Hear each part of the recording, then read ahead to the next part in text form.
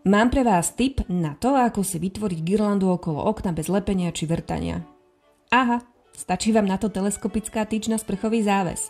Aj keď sa chystáme okno vymeniť, nechceme okolo neho vrtať alebo niečo lepiť. Vybrala som 3 girlandy z Bauhausu, ktoré by na to mohli byť súce.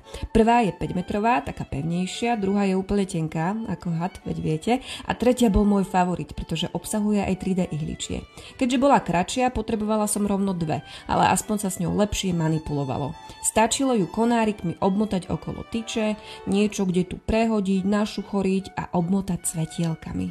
V Bauhause som vybrala aj všetky dekorácie. Páčilo sa mi balenie ozdôb, kde boli rôzne tvary cez hviezdy, šíšky či srdiečka. Na výzdobu som privzala aj pomocníčku, ktorá by mi neodpustila, ak by som ju z toho vynechala. Ja som z tejto našej výzdoby nadšená, to je vám jasné. Páčia sa mi hlavne svetielka, ktoré sú krásne husté. Samozrejme, kde tu ešte možno vidieť bielu tyč, ale mne osobne to vôbec nevadí a zároveň sa pohrávam s myšlienkou pridať tam viac visiacich ozdôb. Čo myslíte?